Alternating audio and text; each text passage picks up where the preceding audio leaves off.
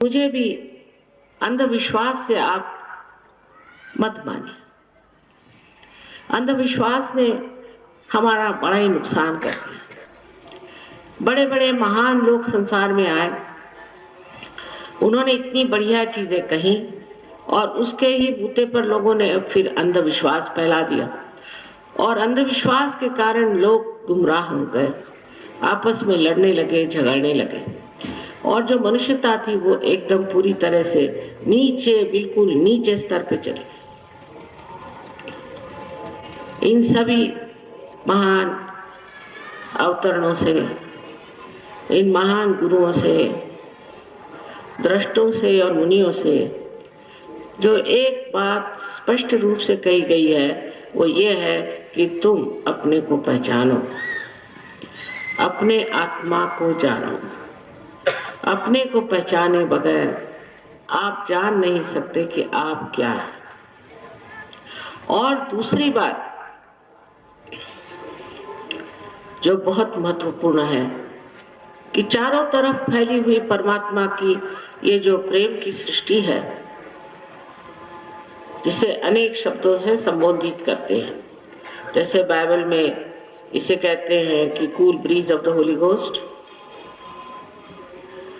कुरान में इसे रूह कहते हैं। हरेक इसमें, हरेक शास्त्रों में इसका वर्णन है कि ये चारों तरफ फैली हुई चैतन्य की सृष्टि है। उस सृष्टि से एकाकारिता प्राप्त करना ये दूसरा हमारा कर्तव्य है। कहने का मतलब यह है कि अगर आप आज इस मनुष्य की दशा में है, इंसान बनकर आए हैं, तो आपके लिए उचित है कि इससे जो ऊंची दशा है जिसे आप प्राप्त करें, जिसे हम योगी कहते हैं, जिसे बुद्ध कहते हैं, जिसे अंग्रेजी में इवॉल्व सोल कहते हैं, रियलाइज सोल कहते हैं, अनेक तरह से संबोधित की हुई चीज जो है उसमें आप देखते हैं कि यही बात कही जाती है कि अंदर के ज्ञान को प्राप्त करो। ग्न से शब्द आया ग्नोस्टिक्स, ये भी इस्तेमाल करा गया। पहले जो ईसाई लोग थे उनको ग्नोस्टिक्स कहते थे, उनको बहुत छला गया और वो खत्म कर दिया गया। अब हमारे सामने सवाल है कि ये अंतर ज्ञान, हमारे अंदर की सृष्टि का ज्ञान किस प्रकार हो सकता है। परमात्मा ने पूरी व्यवस्था सुंदरता से हमारे अंदर की हुई है, उससे बढ़कर कोई भी आपको कारीगर नहीं मिल सकता। अगर आपको समझ लीजिए एक प्लेन से जाना है तो बीच में एक रास्ता होता है जिससे आप जा सकते हैं। कहीं भी जाइए तो बीच का रास्ता खुला रहता है जिससे आप गुजर कर जाए। इसी प्रकार परमात्मा ने हमारे अंदर ये बीच का रास्ता बनाया। इस रास्ते से गुजरने के लिए भी उन्होंने एक व्यवस्था की हुई है, उसे हम कुंडलिनी कहते हैं। जैसे इस यंत्र में ये एक तार है जिसको कि जब तक हम इसके मेल से नहीं लगाएंगे इसका कोई उपयोग नहीं। उसी प्रकार जब तक हमारा संबंध, योग उस परम शक्ति से नहीं होता है, हमारा भी कोई अर्थ नहीं निकलता। हम भी अपना जीवन व्यर्थ ही गंवाते। सुबह से शाम खाना पीना, थोड़ी देर मौज करना, थोड़ी देर रोना, थोड़ी देर हंसना, इसी जैसे पशुवत स्थिति में हम लोग रहते हैं। अगर किसी ने हमारा अहंकार बढ़ा दिया तो हम सोचते हैं कि बड़ा भारी काम हो गया, और अगर अहंकार को चोट बैठ गई तो दुख से रोने लग जाते हैं। इसकी वजह यह है कि हमने अभी उस चीज को जाना ही नहीं जो हम हैं। हम कितने गौरवशाली हैं, हमारे अंदर कितनी शक्तियां हैं, हम कौन से कार्य कर सकते हैं, इसके बारे में हम जानते हैं।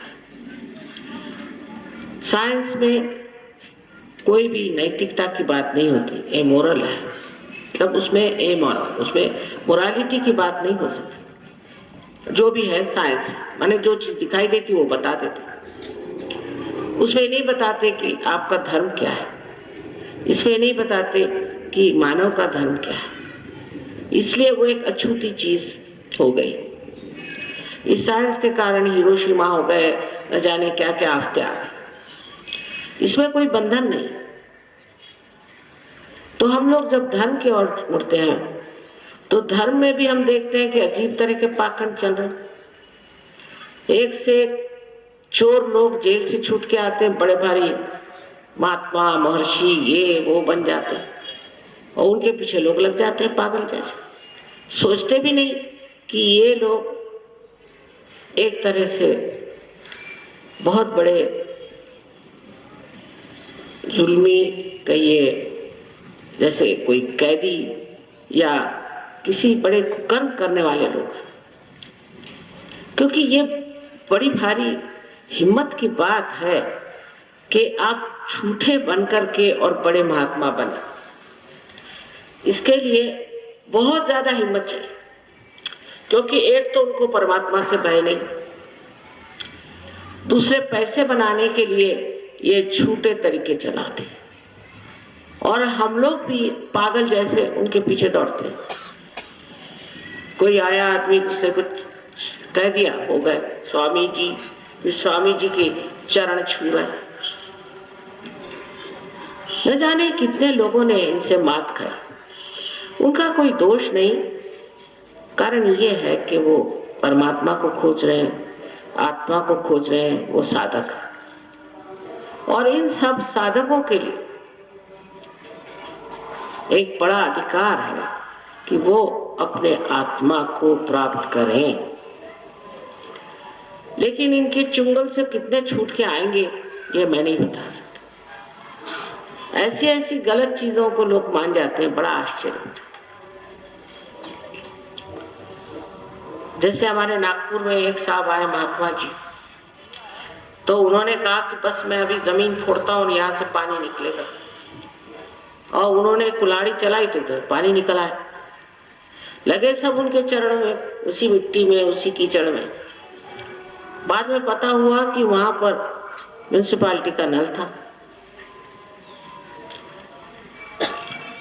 इस तरह के बेकार के, कोई है तो बबूत निकाल के दे रहा है, कोई तो हीरे निकाल के दे रहा है, और कोई है कि स्विट्जरलैंड की वो घड़ियां निकाल के दे रहा है। और अपने देश में लोग इतने पागल हैं कि ऐसे लोगों को बड़ा मानते हैं। वाह वाह वाह, क्या कहने। किसी भगवान ने, किसी साधु पुरुष ने, किसी ने भी ऐसे चमत्कार नहीं किए। तब फिर हम लोग जाते हैं कि चलो हम इस धर्म के हैं, हम उस धर्म के हैं, हम उस धर्म के। मान लिया आप इस धर्म के हैं, वो धर्म के हैं, वो धर्म के, किंतु क्या आप कोई अधर्म नहीं करते? मुसलमान हो, हिंदू हो, क्रिश्चियन हो, ईसाई हो, ये सिख हो, कोई भी हो, जो चाहे सो कर्म कर सकते हैं। कोई बंधन आप पे धर्म का पड़ता नहीं। ये तो बात सही है ना। मुक्त है आप, चाहे आप धर्म में रहे, चाहे धर्म में रहे। अब इस मामले में मैं आपको बताऊं कि ईसा मसीह ये बहुत बड़ी हस्ती, उनका स्वयं संसार में अवतरित हुए। अब उनको क्या मालूम कि इंसान क्या है। वो तो सोचते थे कि सभी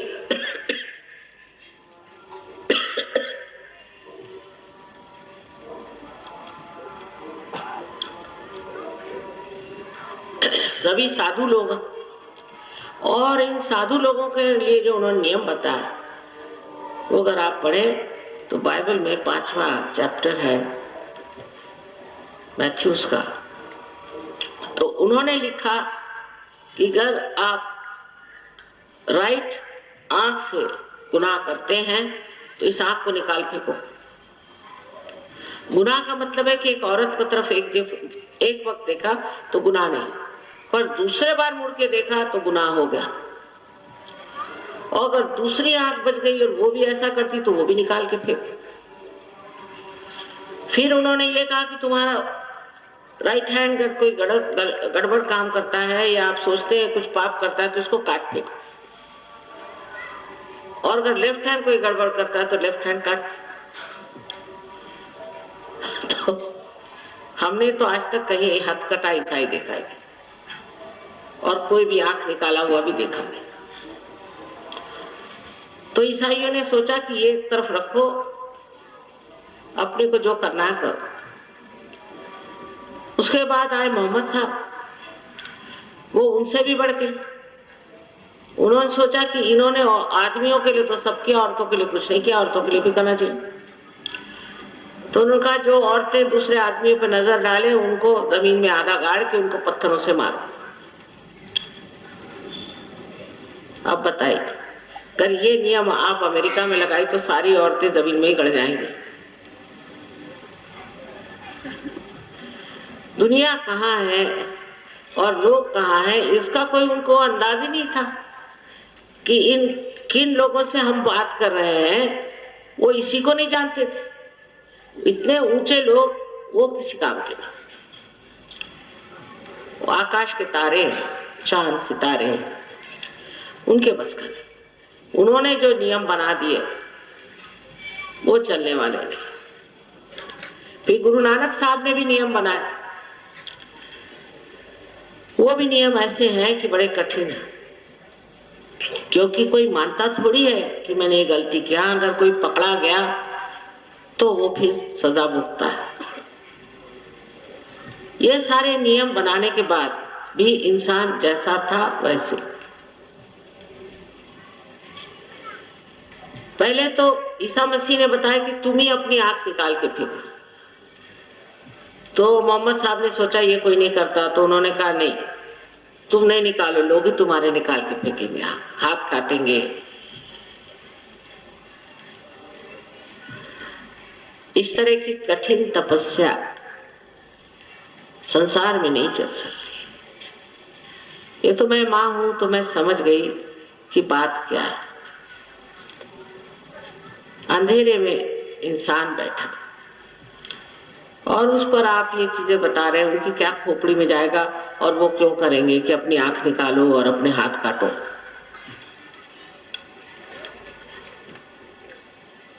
उसके बाद शरीयत जो है मुसलमानों में चलाते हैं शरीयत, ये तो मूसा ने यहूदी लोगों के लिए बताया था।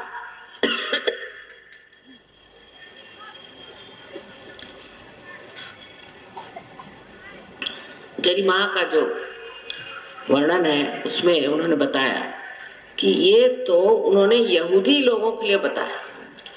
यहूदियों ने कहा भाई अपने बस का ये नहीं, इसको छोड़। ये तो उस वक्त के यहूदियों के लिए बताया होगा, हम लोगों के बस का नहीं, उन्होंने उसे छोड़ दिया। तो मुसलमानों ने उसे ले लिया। ये कुछ बाह्य की इलाज से कोई आदमी ठीक नहीं होने वाला, और ना कोई करता है। ये जबरदस्ती आप किसी पे धर्म लादने से धर्म चलेगा नहीं। धर्म अंदर से जागरूक होना चाहिए, अंदर से मनुष्य धार्मिक होना चाहिए। यही एक सहयोग है। सहयोग में आपकी कुंडलिनी का जागरण होता है। अब कुंडलिनी के बारे में कबीर ने लिखा है, नानक साहब ने लिखा, रामदास स्वामी ने लिखा है, ज्ञानेश्वर जी ने लिखा है, कितनों ने कुंडलिनी के बारे में लिख दिया। और सबसे पहले मेरे ख्याल से मार्कंडेय स्वामी ने लिखा।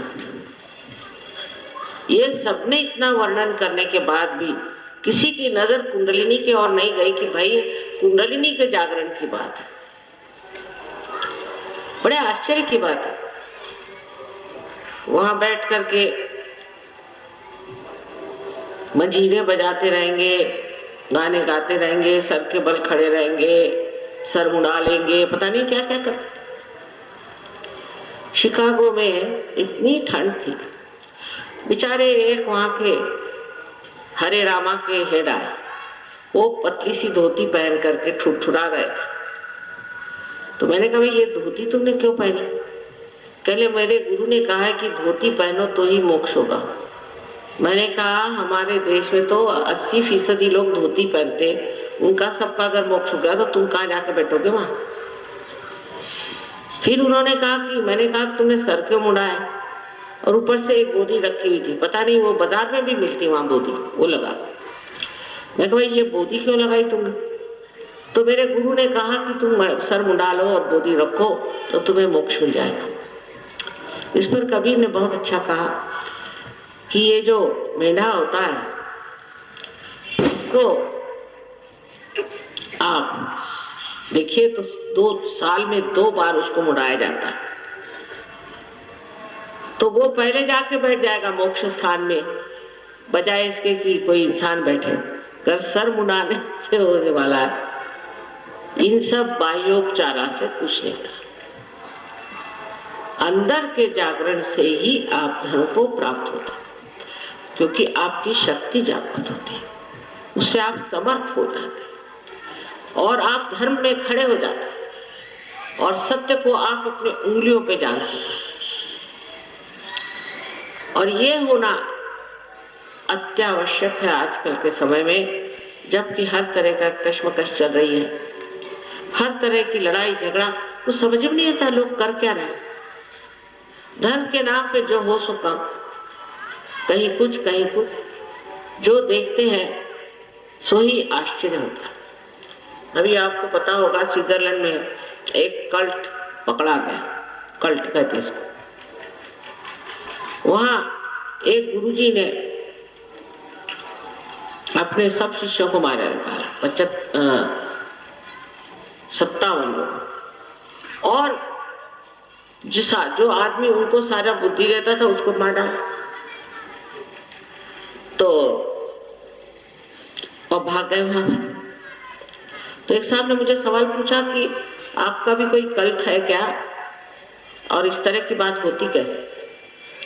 मैंने कहा इसमें दोष डिसाइपल्स का, गुरु का नहीं।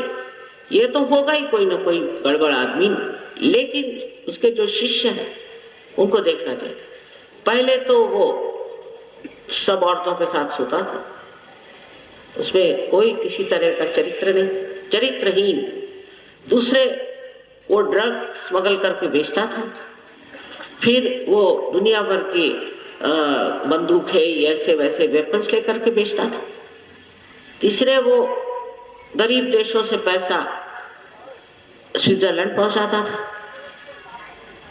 ये सब गुण तो थे ही उनमें विशेष, पर जब वो भागे हैं तो 90 मिलियन डॉलर्स लेकर के भाग उठे और सबको मार डाला।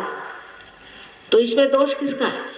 जो गुरु ऐसे धंधे करता है जिसमें चरित्र नहीं, जिसके अंदर स्वच्छता नहीं, जो पैसे की लालच रखता है और आपको लूटता है, ऐसे आदमी को अगर आप मानने लग जाए तो इसका मतलब या तो आप ही गलत हैं, आप भी ऐसी चीजें सीखना चाहते हैं, और या तो आप बिल्कुल ही अंधे हैं जो ऐसे आदमी के पीछे जाते हैं।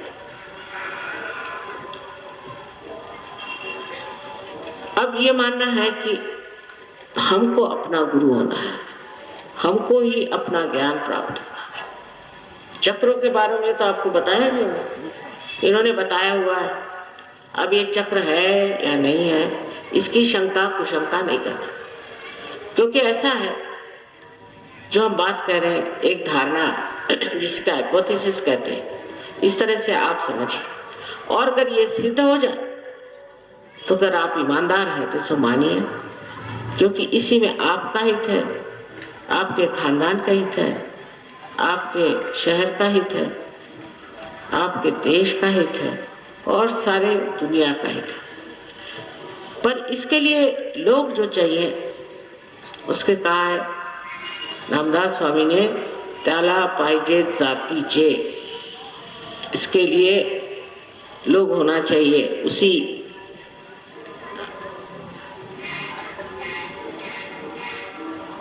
जात में, मतलब होता है उस, क्या कहना चाहिए उर्दू में, जिसको कहते हैं कि उस संबल के लोग होने चाहिए। और जिनमें वो संबल नहीं है उनके आगे ये बोलना करना बेकार। और ईसा मसीह ने भी कहा कि बहुत से लोग आए, आकर के हमसे पूछा, मांगा, लेकिन इनका तो हाल ऐसा है जैसे कि कुछ बीज है वो पड़ गए कहीं पहाड़ियों पर, कुछ बीज है थोड़े से उग गए और पड़ गए मार्शों में, उसके बाद कुछ बीज हैं वो नष्ट हो गए, थोड़े से जो बीज थे वो असली जमीन से खड़े थे, उनके वृक्ष बने।